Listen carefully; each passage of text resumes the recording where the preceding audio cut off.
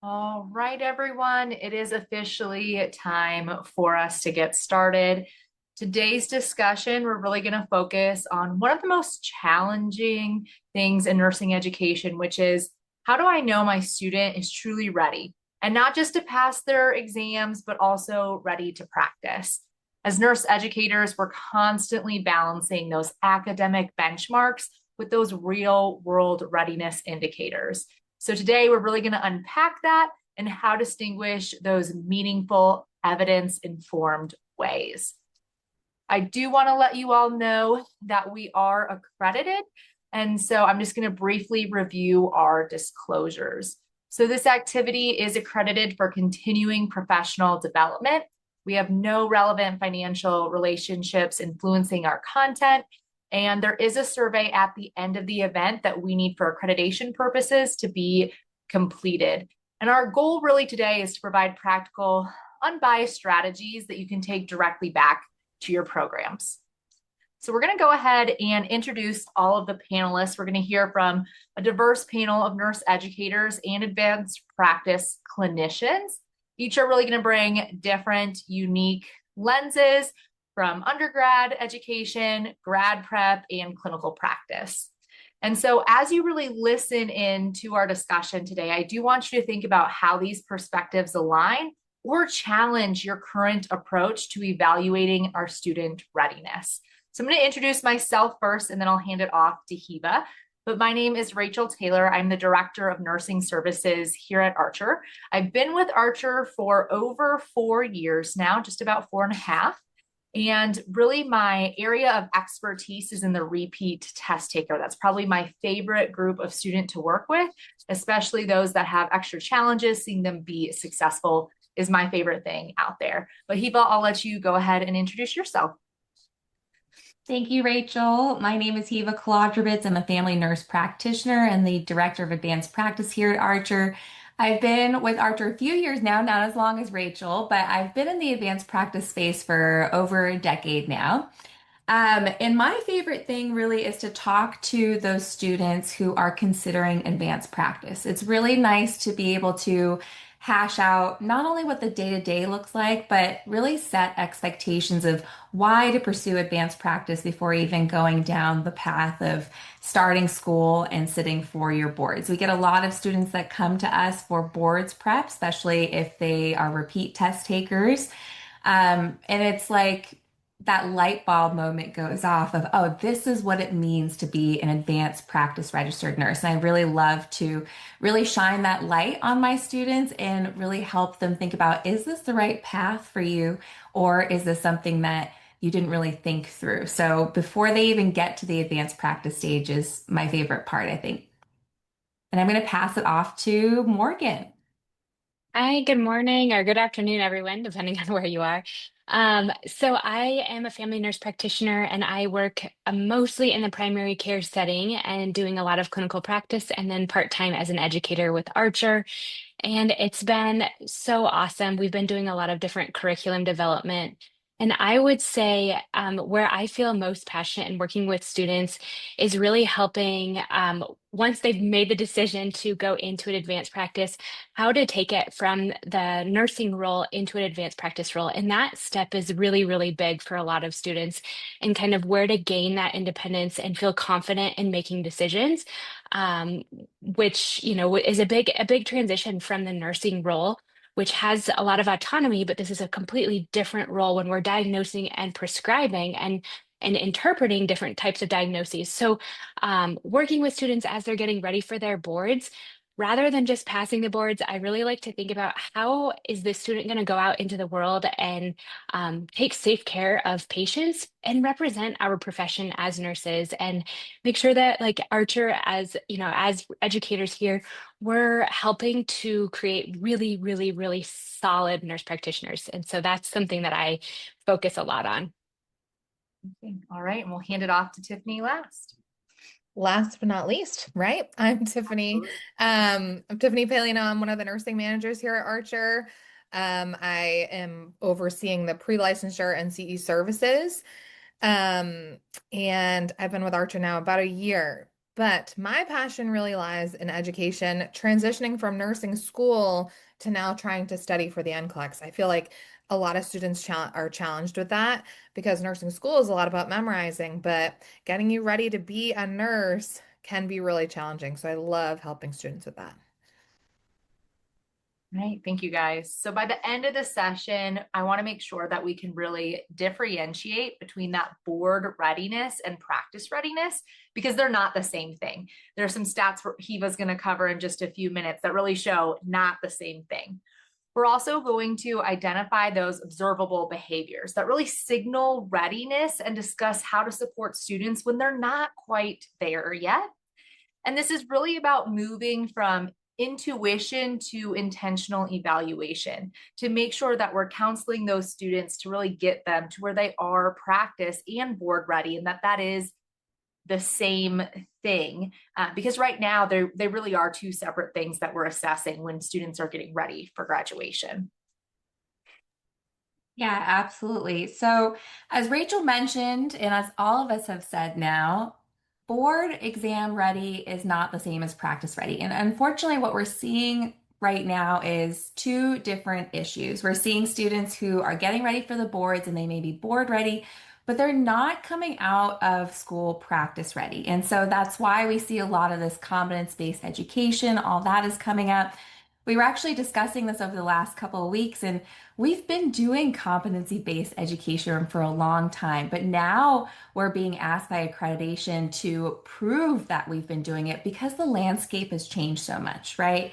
So our nursing education landscape, for those of us who have been around a long time, has really changed a lot from in person, making those relationships with our students, having those aha moments in real life, to being able to really actively engage them and do that active learning, that competency-based education remotely online. So that's where the challenge is, and that's where we're being asked by the accreditors to really show that we're doing that engagement, that active learning.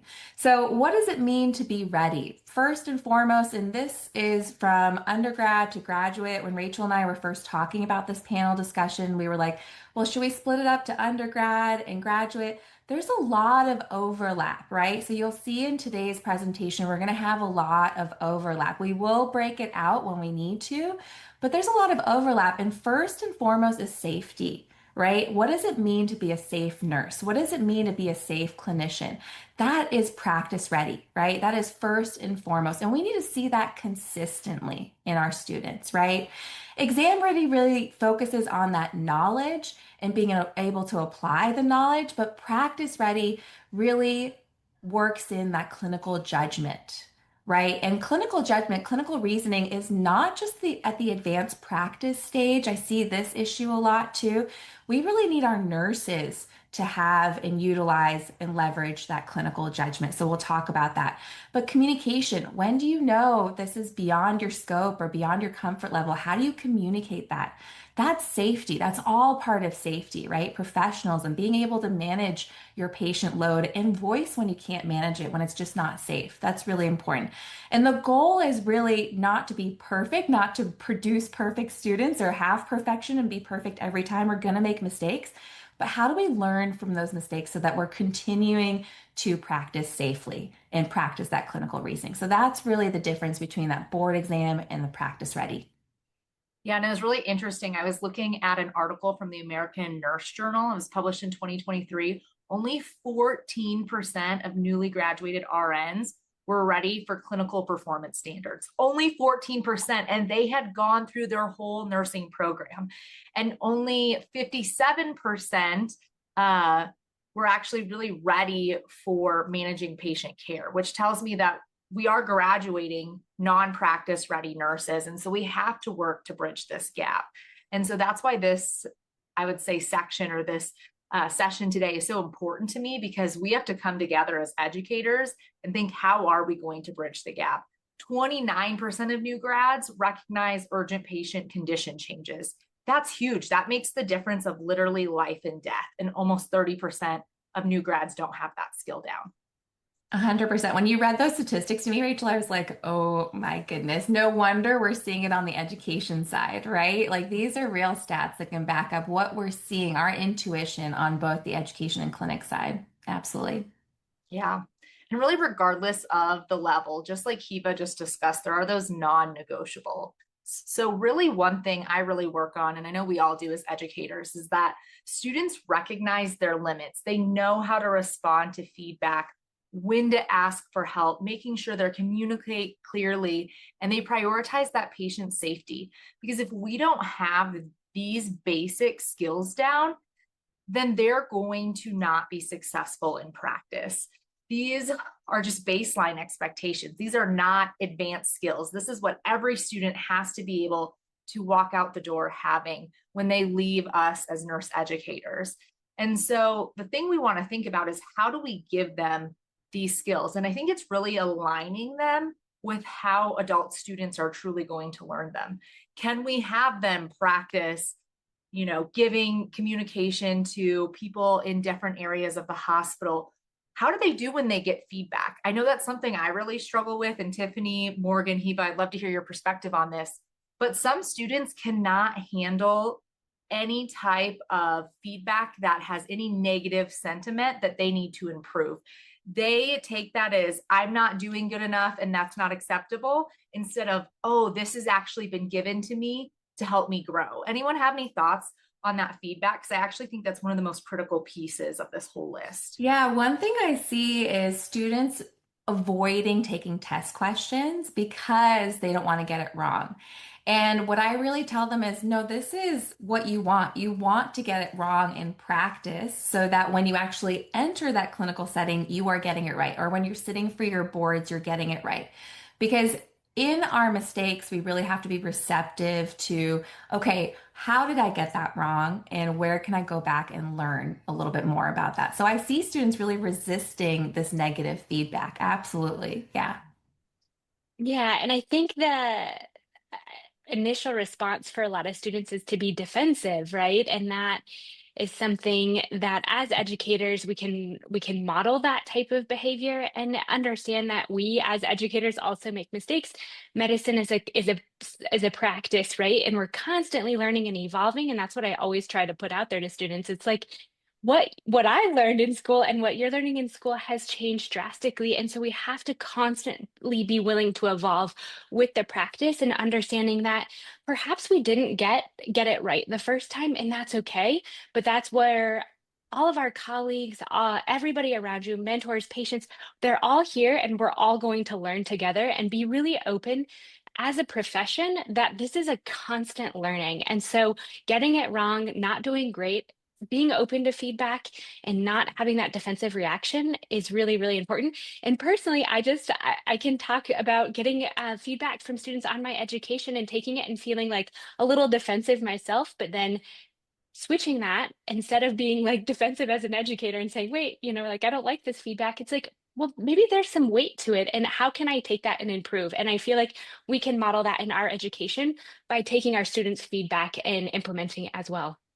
You took the words out of my mouth, Morgan. I was going to say the same thing, and this ties back to the last bullet here about being professional. I think it's super important to mimic what you want your students to act like, right? If you're not professional, even in the hallways at school, if your students are always watching us as educators as well, and I think that's super important to implement being professional. And also, it's all about how you phrase your feedback as an educator. There's lots of different ways that you can kind of guide your students, and I think we have to be professional and consider what everyone's going through too. So, absolutely agree with everything everyone's saying. Yeah, and to echo at one last point, just because at NOF we were discussing this a couple of weeks ago, being clear and concise and very specific in the feedback and doing it clearly and consistently every time with the students sets that precedence because then they know, first of all, it's not personal. This is a very clear, measurable action item that I can now take back and work on. So that's really important. Being as clear and concise and specific as possible is really important. Yeah, just Um, that direct language is yeah. kind of really important. Yeah, but I know it's hard. It's just hard for humans to receive negative feedback, right? It's hard. But we want them to be able to, if they make mistakes in the clinical setting, to be able to own up to those mistakes so that for patient safety, we can make sure we're fixing any issues that led to that mistake, right? That's also really important, including education. All right, so let's talk about what do we expect really when we're shifting levels, when we're talking about undergraduate to graduate. How many of you teach just in the undergraduate? Go ahead and put that in the chat for me. Say undergraduate, graduate, both, yes, no. Often I see a lot of educators teaching to both student populations, especially if you're in a program with really large cohorts. You guys kind of share the load. And then I see some educators just really focusing on graduate or undergraduate. Yeah, I see some both, some just undergrad and NCLEX prep. Absolutely. Um, and so it's hard to really think about, okay, how do I tailor my teaching to that undergraduate? What does that mean? What does practice ready mean for undergraduate? And then what does it mean for graduate level, right? How am I going to help them make that transition? What we really want to be mindful is what we've already talked about. We want students at all these levels to use that clinical reasoning and that critical thinking. I have a colleague, he's a physician on the inpatient side, and he's been around long enough where he's seen the transition in the new nurses that come out and just experienced nurses now too. But he says nurses are no longer using their clinical judgment, their critical thinking, and that's dangerous. Nurses are just they're checking off boxes, and we need nurses to be using that critical thinking, right? Because we really need to be able to assess when a patient is doing well, not doing well, evaluate the plan. We, as undergrads, as registered nurses, are not the ones coming up with the diagnosis and the plan, but we're the ones certainly evaluating the plan and bringing that to the attention of the providers, right? So that takes critical thinking. That's not just a box to check off, right? I have students that say, oh, my nursing experience was not that robust before I went into graduate education. All I did was work in long-term care, med pass. I said, hold on. That's a lot of evaluation. When you're going through a med pass, you have to evaluate that patient's state, right? And then if anything, if there are any urgent or red flags, you need to be able to recognize those red flags, right? And if that patient is deteriorating, and make sure that you're communicating effectively to the providers and they are intervening and changing that plan. That's really important, right? So asking for help appropriately, right? And asking for help not just for yourself, but for the patient if you're seeing that there are those red flags. And then really being consistent about that, right? So that is still in that undergraduate level. We don't want them to just check off those boxes, but they are really thinking about that patient's care critically. Once we get to that graduate level thinking, we're really leading those decisions as advanced practice registered nurses. So we're the ones not only seeing if the plan, we're evaluating the plan, but we're changing the plan. We're also making those diagnoses, right? We're leading those decisions with greater autonomy. So that's where our nursing training comes in really handy as we go into that advanced practice. I really talk to my students about making sure you have a good, robust nursing background, and then also use your nursing background when you're studying your graduate level work, right? That all of that nursing experience matters. Don't dismiss that, even if you don't think it was the most perfect nursing experience on the inpatient side, which is what we all strive for. There are different types of nursing experiences, right? And then we really want to be able to anticipate how we may be adapting that plan based on how those red flags that we're seeing are just really small cues in that patient's presentation, right? That's important. And be able to manage complexities, right? It's not just one thing. We have to really see the patient as a whole and be able to prioritize those complexities and be able to do it independently, but also reach out and elevate that care when it's no longer within our scope as advanced practice registered nurses. So again, critical thinking really does impact all the lifespan of the nurse, but it's gradual. It needs to build on itself, and it needs to build on that clinical decision making and that critical thinking.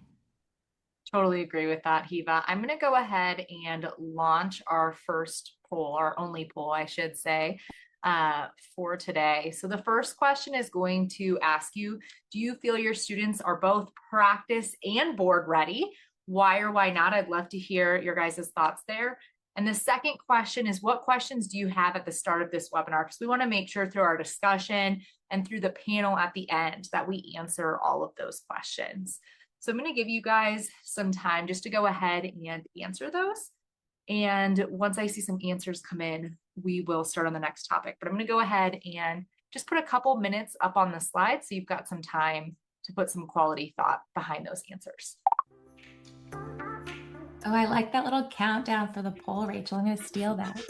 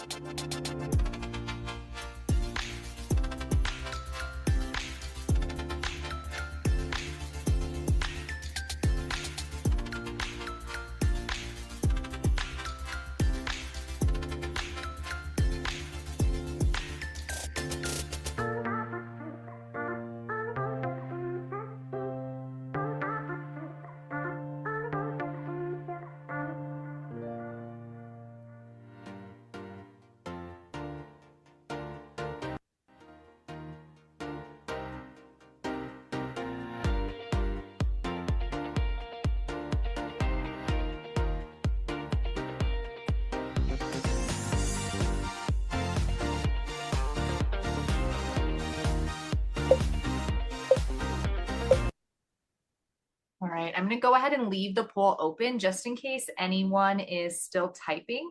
But I want to give you guys that time to finish typing. So I'm going to leave it open. I'll end it after this slide and we'll talk about the results in just a few minutes. So evidence of readiness in clinical performance. So is our student able to perform safely when they're under pressure? And I think this is actually where the biggest gap happens with students. When they're in the perfect environment, there's no time limits, they have every resource they need, the client isn't crashing, they actually do pretty well. It's when they get put under pressure that sometimes that foundation that we thought was there, we see it truly isn't there, and they kind of start to crumble. The other thing I want them to be able to do is explain why they're making the decisions that they're making. If they can't explain the why to me, that is where we get to a very dangerous situation, because not every instance, as you guys know, am I going to respond the same way to every client. There might be a client scenario that causes me to take a different action, and I need the student to understand when and why we need to do that. And then do they recognize their limits? I know we talked about this already, but sometimes we get students with this over self-inflated confidence that they know it, they don't need any help.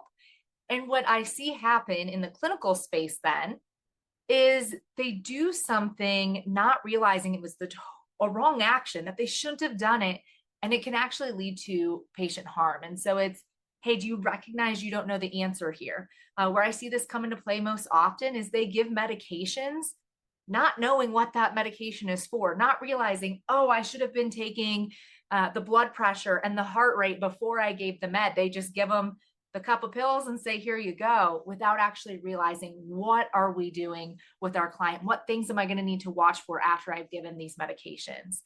And like we've talked about, can they receive that feedback and change their behavior? Because this is really where we get to that safety in the patient setting, is if they're not willing to change their behavior when they're working with us in the classroom, Are they going to be willing to change their behavior when they're working with patients, when they're working with physicians, when they're working with those in the disciplinary team? And so we have to really question these things. And the last thing that I like to question is, do their concerns reflect knowledge, judgment, or professionalism? Like when I'm thinking about what am I concerned about, which of these areas is it? Because there's some of these things we can fix. If it's a knowledge gap, we can fix a knowledge gap. If it's professionalism, we can coach them on that. And if they're more than willing to change the behavior, then it's okay. But if they're not, that's where we have to draw the line. And we have to make sure that they get to where they will change the behavior before they enter into nursing practice. Yeah, I mean, safety, safety, safety. That's the Mhm. only thing that really comes top of mind, and that's what I really tell my students. The boards is trying to make sure you're safe to practice. So it's all in one, it's all the same, but as Laverne points out, she sees that students don't feel like they can focus on both. It's either one or the other, right? First, they need to get through their didactic and their boards, and then they're going to transition to clinical practice. No, it's all the same, right? Yes, there's a level of memorization that you need to have because you need to understand, read, digest, but then you have to be able to apply that memorization. And that's what the scaffolding is for, right? So students really need to be able to understand that it's both, right? Especially when you're getting ready for your boards. The boards is doing a really great job with teasing out when students have just memorized and recalled versus they're using that application, that analysis, right? And we all see that as educators. And that's why we see a lot of repeat test takers coming back and be like, but I knew all the right answers. It's like, did you think it through? Do you know the why behind it? Absolutely. Yeah. So I just went through that poll and we did get some feedback. They're not practice ready and nor should they be. I love this. It's a bit unreasonable and always has been, as we don't expect that from a new medical doctor graduate. And I do agree that the expectation is not the same, but the problem is the environment we are putting nurses in requires they are practice ready. So I agree they shouldn't be, but unfortunately, the environment they're being put into almost requires them to be, because we have a lot less nurses still at bedside that have those years of experience. We have high turnover rates. And I think it's because we put these new students in environments that maybe aren't the best fit for them, not being fully practice ready. But unfortunately, it's the environment they're put onto. Anyone else in the panel want to add to that? Because I do agree 100% with what you're saying, that that environment necessarily isn't fair for them to be practice ready. I see the argument on both sides, right? There's a difference between entry level practice ready and practice ready when we're talking about fully autonomous, independent, you know what is normal versus not normal, what to expect. So, in my mind, I totally get what you're saying. I think it's really important to make sure our students understand that they should be getting support when they enter clinical practice. They are not experienced clinicians. And so, practice ready looks very different for them than a nurse 2, 3, 5, 10 years out, right? But I think we still have to be thinking about Mhm. practice ready in scaffolding. We have to think about, okay, practice ready at the entry level really means you know your basic red flags, normal versus abnormal, and you know how to be safe where you elevate, you ask for help, you get somebody else into that room and say, something's not right with this patient. I don't know what to do, right? That to me is entry level practice ready. But absolutely, we need to also arm our nursing students with speaking up and advocating for themselves because they are put into these situations where their charge nurse is also a new grad with maybe 1 to 2 years of experience, right? That's the reality of what we're dealing with. And we need to have them know that it's okay for them to be asking questions. If someone's telling them they shouldn't be asking questions, they should know this already, that's wrong, right? And I see that both on the undergrad and graduate level side when I see new grad NP PAs in my clinics. And I talk to them always about that. I'm like, you should be asking questions, right? If you're not asking questions, that's when I would be concerned. So nobody should be Mhm. discouraging you from asking questions. Yeah. Absolutely. just it might be a little bit unpopular, and I understand it's not feasible all over the United States, but I'm a big advocate for nurse residencies, both at the undergraduate and graduate levels, because that 1 year of like hands-on experience with a designated mentor is really what's going to make somebody stick with it, I think, long term, and getting thrown out there into the wild and not having a go-to person to ask questions to when you are feeling uncertain about something. I think that's what leads to a lot of burnout in our new students and why they leave the profession so soon. One quick thing I wanted to add just about safety. You all are making great points, but also what concerns me with students who I don't think are practice ready is let's talk about dosage calculation. Okay. Yes, it's a math test, but if you can't recognize that 500 pills doesn't sound right, that sounds unsafe, that's where I get concerned, something like that. And that's a basic critical thinking. Or 0.133 of a pill, how are you going to cut that? And they're like, oh, right. How do I make 0.133 of a pill? I was like, exactly. It doesn't make sense. So kind of bringing them back to reality and like, it's not just about the test question. It's not just about math. It's about patient safety.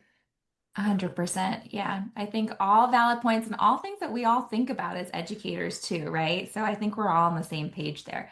So what do you say when they're not practice ready? When you're not, when you feel like they're just not ready and you don't want to make them feel like this profession is not for them. You want to be encouraging, but yet be very clear on where those gaps are.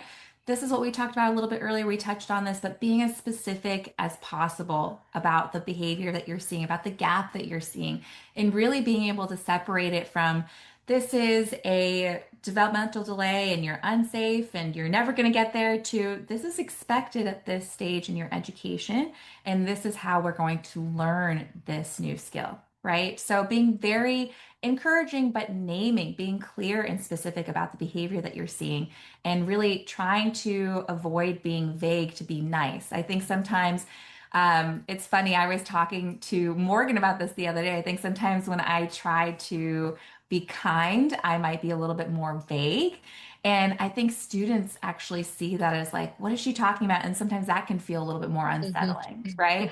Whereas like you have to be very specific, be like, we saw this on a survey. This is what X, Y, and Z are saying. This is the behavior we need to address instead of just talking about vague behavior because you're trying to be nice, right? It's hard. It's hard to do. I Mhm. myself have a hard time with it.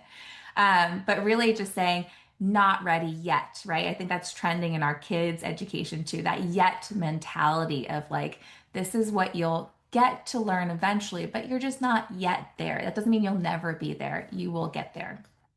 Yeah, it's really about us guiding progression. We're not just gatekeeping them, but it's like, this is how we get you to progress so that you will be the most successful. So now we're going to move on, which a lot of you asked for in the poll is what suggestions do we actually give to students to know, yes, they are board ready?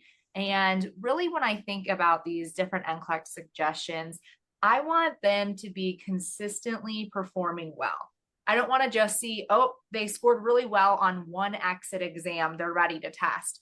I want to see over time that they're performing really well. So, for example, here at Archer, I see that they get at least 4 highs or very highs on our readiness assessment test. And I want to see that they completed at least 80% of our Q bank because I know then that their knowledge is well rounded and they're ready to go test. I also want them to be able to verbalize what are the 6 steps of clinical judgment and what are the questions that I should ask myself as I go through each step of clinical judgment. Because a lot of times when I am going through those steps and I say, okay, what questions would you ask yourself when you are analyzing the cues or when you're taking action? The response is, oh, I don't know. I don't know what I should ask myself. And so it's getting them to come with that knowledge because that actually does help them in practice as well. But it will help them be more successful on those unfolding cases and even the standalone NGN items that they're going to see on their NCLEX exam. We've already talked a lot about safety, but we do have to make sure they're able to prioritize. When I work with students who have been unsuccessful on their NCLEX, prioritization is usually the number one thing they tell me that they are struggling with, which tells me that we have to really emphasize that before they go take their board exam. I want to see that very consistently we're above that passing standard in the different client need areas, as well as the different areas of clinical judgment, because that's what the NCLEX is testing them on. And so if I'm seeing regularly they struggle in basic care and comfort, or they struggle, safety and infection control is another one. It's that those foundation classes that actually I see students struggle with the most, then I need to make sure we strengthen that before they go test. And somebody asked this actually in the survey. They said, how do we get them to comprehend instead of memorize? And how we recommend here at Archer that they do this is that they study out loud, but they explain the why to me. They explain out loud their thought process. And what this will teach a student, and what it shows me as an educator, is have they been relying on memorization, or do they truly understand that concept? Because when they're actually able to explain to me, these are the steps I would take, these are the things that I would do, those are the students that pass their NCLEX every single time. I've worked with well over 50,000 students at this point in my career, and I see it time and time again that when they have flipped to making connections over memorization, they are much stronger. And that does actually translate into practice as well, because you can't rely on memorization when everything is going wrong and you have to reprioritize something that you've never even heard of before, that you've maybe never done before. The other thing is when they make an error, when they get a question wrong, how they respond matters probably more than anything else we've talked about to this point. If they say, oh my goodness, Rachel, how did I get this question wrong? I can't believe I could miss something like that. That is not the mindset to have, and they're going to be less likely to be successful. Whereas if they respond with, okay, I didn't get this question right. Here's the key concept I missed that I need for my NCLEX. Writing it out in one line in a notebook to review later, and saying, okay, this was that key concept, and here's how it connects to this question. These are some other topics that I might get tested on over this category that I don't feel strong in, that I need to review, but it's okay that I missed it. It's okay that I didn't do perfect, but I trusted my gut, I trusted my instinct, and I'm going to keep doing that now that I've refined my knowledge. That's how I want them to respond when they miss a question. The other big thing that really hurts students is they don't have test taking endurance. The NCLEX goes up to 150 questions, and the moment question 86 happens, and I've heard this thousands of times, they start to panic because it did not shut off in the minimum number of questions. And because it did not shut off in that minimum, they think they're not performing well enough. When in reality, the exam shuts off when they've reached a 95% confidence interval that they have passed or that they have failed. And so they're still in the game through question 150, but they have to realize that they still can be successful at that point. And before they go take their NCLEX, they should have practiced exams up to 150 questions. So I don't know about you all, but I can't sit for 5 hours. And that's what we're asking these students to do, is to sit for 5 hours to take a test. And so we have to build them to that endurance. And the gold standard, I'm sure most of you as educators have looked at this research, but it's to actually have them test within 45 days of graduation. The research is very clear that them testing within 45 days of graduation with clear review up to that point, they're going to be more likely to be successful. So the big things I recommend to my student, don't go take a big trip right after graduation. Wait till you pass your boards so that you can actually use this time to prep. But two, I am in full alignment with the test within 45 days of graduation, because it helps them and it helps you guys get that first time pass rate. There was recent research that was just published. It was in one of the NLN articles that recently came out that they do if you're an NLN member. And their research showed that testing within 45 days is best practice. So NCSBN does give the recommendation of 30 to 60, but the newer research showed 45 days is really the best. And so since I've seen that research, I've really gone with that as our gold standard for us here at Archer. All right, I'm going to pass it off to you, Hiva, for and yeah, and you can just put all the bullet points because I'll talk to all of them. And as Rachel pointed out in the chat, you guys will get these slides as well. But I think getting more about our succinct experience with Practice Ready versus boards ready is going to be more helpful. Rachel and I decided to split this out into two different buckets just because a lot of educators, a lot of students want to think about NCLEX and APRN in different buckets when they're talking about boards. But again, there's a lot of overlap as we're talking about. So that consistency, right? Because making sure they're consistently testing in that high or very high range on those readiness assessments, and they're utilizing our Q bank at least 80%. That is just gold standard across Archer here, whether it's for NCLEX or advanced practice. And then that consistency with making sure you have a clear game plan in your testing within that 45 days to after graduation. Again, very, very important.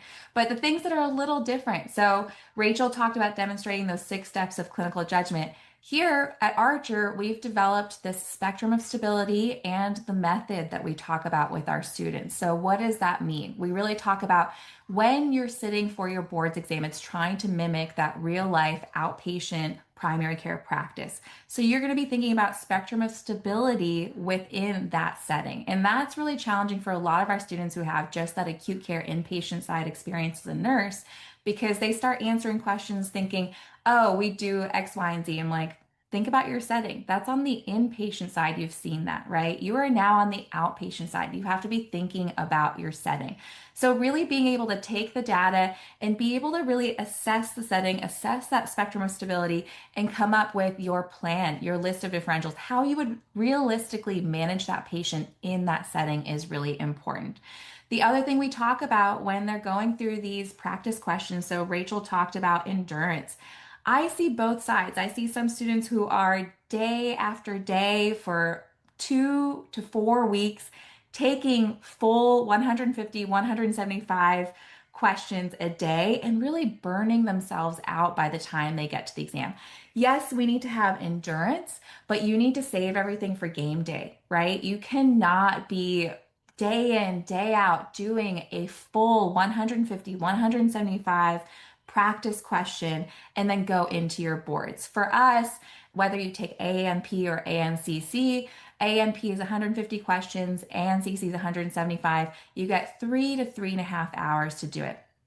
If students are burnt out, time and time again, I see them going quickly through the questions and getting them wrong because they missed the whole point of the question, right? So having students really be able to say, what is this question asking? Think about the setting that you're in and how you would realistically approach that situation. Answer that question in your own words. So, similar to what Rachel said, you want to write down, what do I need to get out of this if I get it wrong? Answer in your own words first about that clinical setting, how you would realistically manage this patient. What are those list of differentials in this complex case that you're thinking about? And then approach it that way. Oftentimes, we'll see students really talking themselves into different answers because they lose sight of what the question is asking and what clinical scenario they're practicing in, right? But if they take the time to read through the question first, ask what is it asking, go through how they would respond to it, then they're able to be more confident in ruling out those things that would usually trick them, right? So really being able to have students have that endurance but not burn themselves out is important too. And then we're going to go into those test taking tips for exam day. So, Rachel, I'll let you take that. So we kind of talked about this already, how mentally we want them to plan for 150 questions, but there is some strategy that actually goes into this. So we actually recommend that they take a break at question 86. We know it's a common point that students start to have self-doubt. And then the other time is at question 115. And here's where I recommend they get water and a snack during their test. Because if you're in there for 5 hours, let's say you started at 9 a.m., you're going through lunchtime. You're testing through the times that you would normally fuel your body and your brain. And so because of that, they want to get a quick snack in. Typically, I recommend something higher protein with complex carbs so they don't get a quick sugar rush.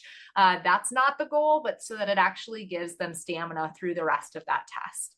And when they take those breaks, I like them to remind themselves that they are capable, they can do this, and they just need to take it one question at a time. It's when we start to get in our mind and we start to self-evaluate that, oh my goodness, I'm still getting questions, or I'm getting easier questions. I must have gotten the last one wrong. And all of those different things that are happening, we start to self-evaluate. And what we do is we build our anxiety, we continue to build the anxiety and build it and build it. And then we get to the point that we're up here and we're in our fight, flight, or freeze. And when we're in that stage, we can no longer critically think. So the goal is just take it one question at a time, do the best you can, and the best you can do is good enough. No one can ever blame a student for doing their best, including themselves, because a lot of time that doubt comes from their self, not usually from anybody else. The other big thing I recommend is do not change your answer, unless, of course, you misread the question, but trust your gut, trust your instinct. These students have worked to develop their instinct for probably 2 years by the time they're taking their RN exam, maybe a year if they're taking the PN. And we want them to start to trust that. And that trust starts in practice. And always referring back to that clinical judgment is really, really helpful. That can help them when they're stuck. But again, staying neutral through that test is going to be really important. We do also recommend some little things like have everything set out the night before, so there's no stressors finding your ID or your keys morning of your test.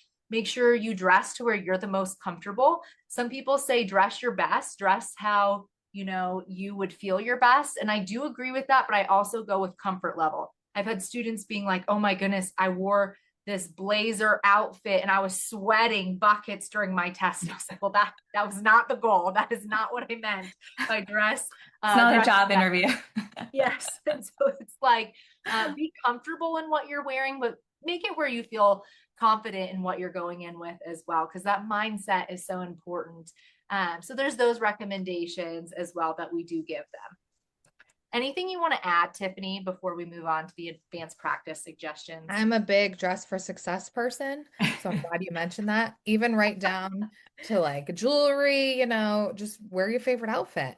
But also the night before, do something fun and positive is what I always say too. Like, not NCLEX related, call a friend, go out to dinner, do something like that. But no, these hit all the suggestions I would have.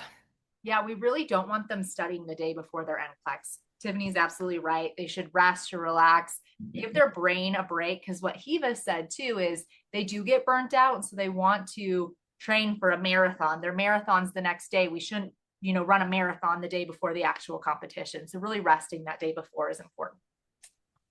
All right, Hiva, over to you. I agree with a lot of what you guys said. Get your basic needs met. I say that during studying too, right? Pick a certain time of day where your brain's going to be fresh. Same thing for when you're signing up for the test, right? For APRN, it's either 3 or 3.5 hours. So that goes by a lot faster. So I don't encourage my students to take a break, step aside, go eat a snack. I teach them to ground themselves in their seat, right? And that's what we're going to be practicing as we're studying so that they know what to do on game day, right? I refer to test as game day a lot. I apologize.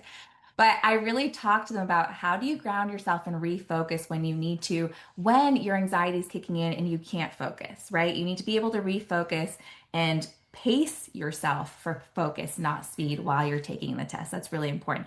And then grounding your decision in that evidence-based pathophysiology, yes, but don't overthink it and choose the best situation in that clinical scenario, right? Students are like, oh, well, in a perfect world, I would have chosen X, Y, and Z. No, it's not a perfect world. They're giving you this scenario. So just choose the best answer for that scenario is really important. There was one other thing I wanted to highlight from here. So grounding yourself, making sure you're pacing yourself. I feel like there was something else I want to say. Morgan, what did you want to add to that? One thing that I always recommend students is to arrive like 30 minutes early and just kind of go for a little walk outside. We know that exercise and movement really increases blood flow, but it also relaxes us. So I tell them to arrive and then they're not late. And they can go for a little walk around the testing center. That's what I've always done for all of my exams. And I just find that It's just nice to arrive early, get some fresh air if it's a safe area, obviously, all of those things, but getting a little bit of a walk.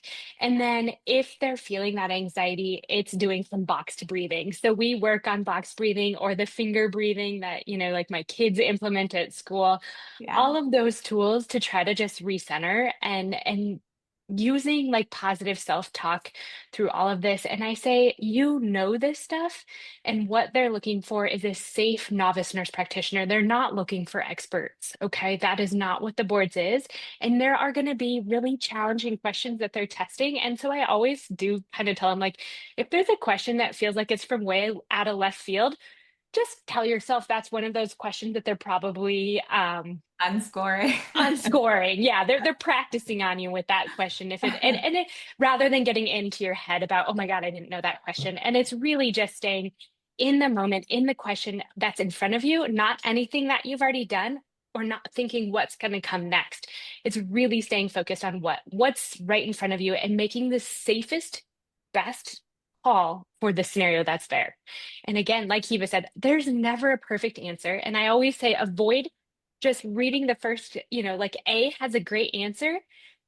I always say B might have that answer plus something better. You need to read all the answer choices all the time. Yeah, and I remember what I was going to say. So I had a colleague who said, "Oh, it's 3.5 hours. So my students sometimes will squeeze it into their shifts, like between work and just run out and do it." And I'm like, "No, I have yet to have a student who's planned for that. I have my, high achieving students who know exactly where they're going. They've driven by the test site the day before. They get a hotel nearby. They are sleeping well, eating well, coming in ready.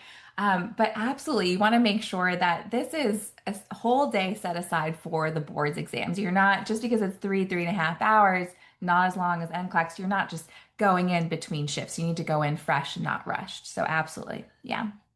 To add to all of that too, I'm glad you mentioned Morgan, to get there early, but test anxiety is real. I always tell them don't talk to anyone, like stay focused, because when you start talking, we all know nurses, we can talk, right?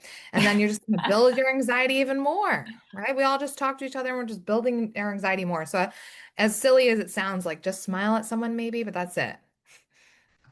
No, it's very true. I feel like I did on my test day, I talked to a guy who was taking a real estate exam in the line when we were going in. I was like, I didn't even know that they did multiple tests at the same site. Interesting. Yeah, they do. Right.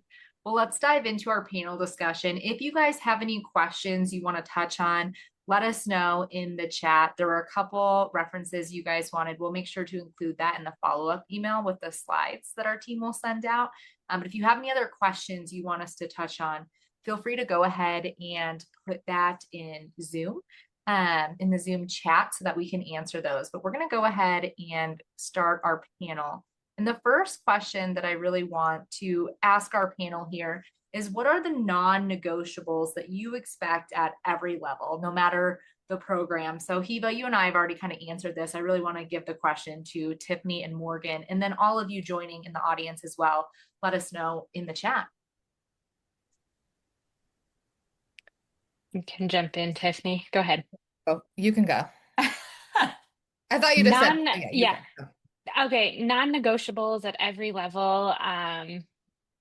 No matter what is, let's see here. For my students, I think just ultimately being committed to what it is that they're setting out. So really understanding that this is the path that they want to take is really important. And so I think that's a question that when students are struggling, that we should address and figure out how we can best support them and making sure that this is currently the path that they really should be on. And Hiva elicited to that a lot at the beginning when people are transitioning from RN to advanced practice and really spending some time and shadowing somebody in that job role to understand what is that job role. It's not what we see on TV. And I feel like sometimes students don't fully understand what that role entitles and maybe what are the upsides and what are the downsides of those roles. So understanding and making sure that this is really the best fit for their personality and what it is that they want to achieve in their life, I think is really important. And then asking questions, it's so important. Like students, need to always be asking questions, and it's not okay to assume that you know everything. And we've all had that student, and that's the most dangerous student, that they don't have anything left to learn, because we all have a lot left to learn, right? That's constantly, and that's kind of getting back to the evolution of medicine, and we're always learning it, and there's new things coming out constantly, and having that growth mindset is a non-negotiable. Great points. I also think consistency over cramming. So I don't know about you guys, but I find when I'm tutoring, they're like, I have a test in 1 week. Help me get there. And I'm like, well, what have you done so far? They're like, not much. So then that's a lot to cram into 1 week. And I think maybe that's what they're used to in school. But when you're trying to prepare to become a nurse and to take an NCLEX, or any board exam for that matter, really repetition builds character and builds like pattern recognition too. And then back to something that Rachel mentioned earlier, when students are not finding themselves accountable, like if they're like, oh, I got that wrong, whatever, that's kind of a red flag. And I feel like they need to hold themselves accountable and know what they need to work on. Those are kind of two things that stand out. Amazing. I love that. Anything the group wants to add? I don't see anything in the chat. So we're going to go ahead and move on to our next question. And the next question we're going to go over is, what are the clearest clinical behaviors that make you believe a student is or is not ready? Back to not asking questions. If I am on a floor or if I see a new nurse just doing her thing, his or her thing, and not asking anyone, I'm worried. Yeah. Hmm. Yep, absolutely. I would say to see that they're ready is that they're taking initiative, they're seeing what needs to be done, and they're stepping in. They're ready to make that next step forward versus, I feel like you see the evolution of the student, and at first they're sitting back, watching, and it's kind of like see one, do one, teach one. And I like to see that evolution in my student, that they get the confidence to know what needs to happen next, and then they're taking that next step. So I find that especially in the capstone or the end of their education program, that they're knowing and they're able to anticipate what needs to happen next, especially in that clinical setting. Um, if and on the contrary, if they're still sitting back and asking me, what do you think about this blood pressure? I'm worried, right? Like we have 3 months and you're going to be graduating and you're going to be treating patients all on your own. And if you're still asking me what I think about an elevated blood pressure, I'm a little concerned, right? And so taking those next steps and being able to apply what they know and coming to me with their plan, versus me having to tell them still what a good solid plan is. Yeah, I love that, Morgan. And I think being able to really use their resources. So if you're thinking about being practice ready, even boards ready, you have a lot of resources out there available to you. Knowing how to apply those resources, coming to the clinical preceptor with a plan and being receptive to that feedback. So a lot of what we've been touching on, right? You're not going to be there on day one. You need to get there. You need to scaffold that. So learning what those resources are, learning how to apply those resources, learning when you should come to the preceptor and ask those questions in a meaningful way, as opposed to being like, just tell me what to do, right? Hmm. Yeah. Right. And our final question, how do you give a student honest feedback when the answer is you're not ready yet? So I don't think we touched on this a whole lot, but what's the best way to give that honest feedback? Go ahead, Tiffany. This is a tough one. It is, and it's to go back to what I said earlier about how we frame things, be professional. I always like to give statistics. I've been doing this for a long time, and I notice students who are ready experience X, Y, and Z, and you aren't there yet. Kind of giving them real world scenarios. And also, I like to put it back on the student too. How do you feel if you were to test tomorrow? Tell me how confident you feel. Give me your confidence level.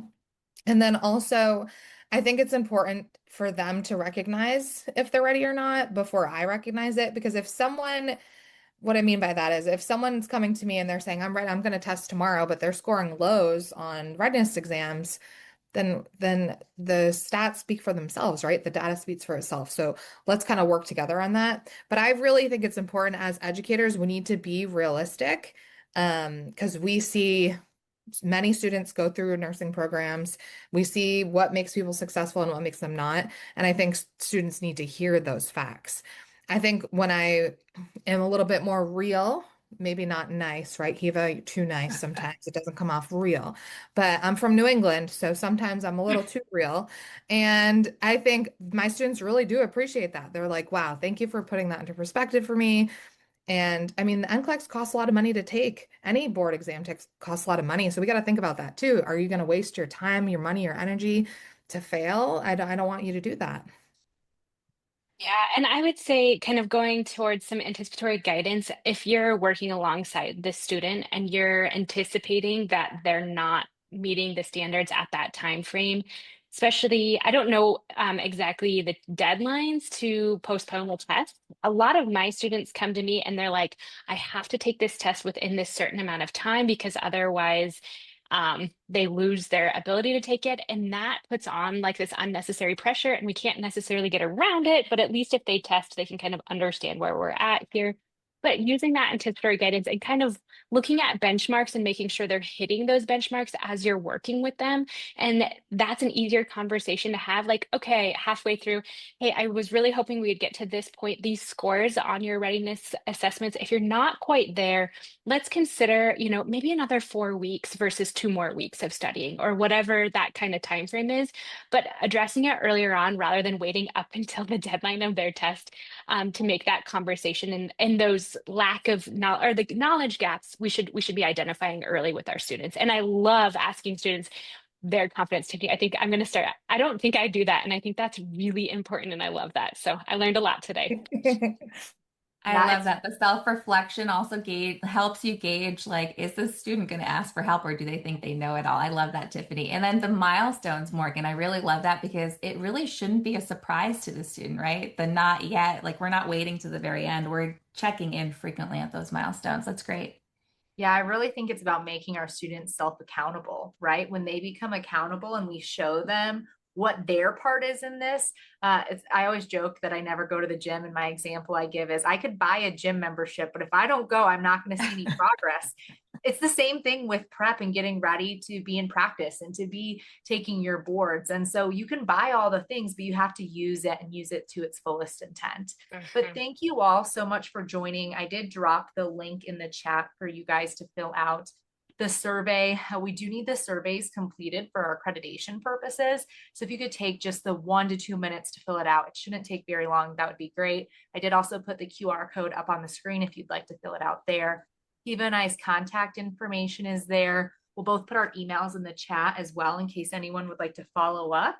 And I did put the article references that we talked about in this session in the chat as well.